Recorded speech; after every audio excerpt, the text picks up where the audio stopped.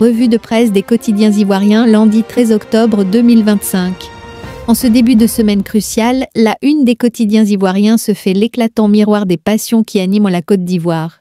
Tiraillée entre l'apothéose d'un lancement de campagne et les soubresauts d'une contestation populaire, la presse dresse le portrait d'une démocratie en pleine effervescence, où chaque protagoniste tente d'imposer son récit. Le triomphe annoncé de la campagne présidentielle. En préambule de cette journée, c'est une véritable symphonie médiatique qui célèbre le lancement en grande pompe de la campagne du président candidat Alassane Ouattara à Daloa. Les journaux acquis à la cause du RHDP rivalisent de superlatifs pour décrire ce qui s'apparente, selon eux, à un coup de maître politique. Le Patriote ouvre le bal avec un titre sans équivoque, gravé en lettres capitales. Une annonce choc d'ado, une autoroute Yamoussoukro-Daloa. Le quotidien accompagnant son propos d'une photographie du candidat triomphant devant une marée humaine, dépeint une ferveur populaire sans précédent. Dans la même veine enthousiaste, Le Matin déploie une métaphore pugilistique pour affirmer, sans embâge, Daloa bétonne le 1 coupe KO pour Ouattara. Le journal va jusqu'à citer directement la promesse phare du candidat, qui aurait martelé devant ses partisans. Je vous annonce la construction de l'autoroute Yamoussoukro-Daloa en passant par Boisflé. L'expression, ne dérogeant pas à cette règle de la ferveur, affiche fièrement. Ado lance le match, suggérant une avance décisive prise sur ses concurrents. Cette idée d'une campagne sans suspense est amplifiée par l'essor ivoirien qui prophétise à la une. Ouattara promet une grande Côte d'Ivoire unie et solidaire, il n'y a pas match. Pour sa part, Le Jour insiste sur la mobilisation des cadres derrière le chef de l'État, titrant sobrement. Ouverture de la campagne du candidat du RHDP, exceptionnelle, et citant l'engagement d'Anou Loto qui choisit la stabilité avec Alassane Ouattara. Enfin, le mandat résume l'ensemble de cette démonstration de force par une formule lapidaire. Ouattara fait une démonstration de force à Daloa. La contestation musclée de l'opposition, une autre réalité.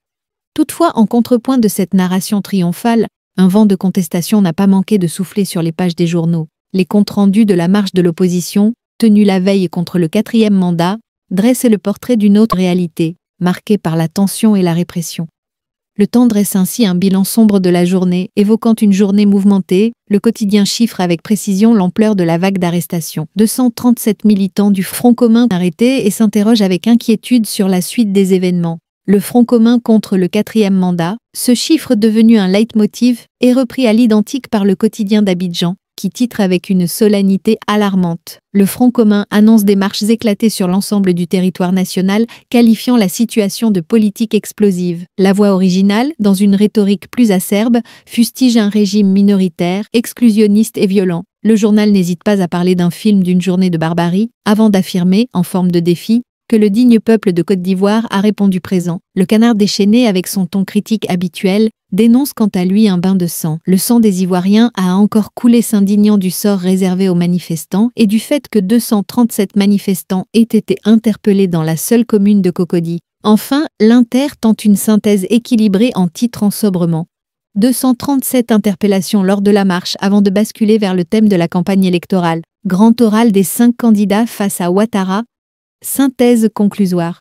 En définitive, ce lundi 13 octobre 2025, la presse ivoirienne dans son ensemble esquisse une fresque contrastée et vibrante de la nation. Elle navigue avec habileté entre le récit du brio et de la puissance incarné par le lancement de campagne du RHDP et celui, plus sombre, de la vibrante contestation portée par l'opposition. Cette dualité médiatique illustre on ne peut mieux un paysage politique en pleine ébullition, où le désir de stabilité côtoie la persistance des tensions. Le ton est donné pour une quinzaine électorale qui, à n'en point douter, s'annonce des plus palpitantes.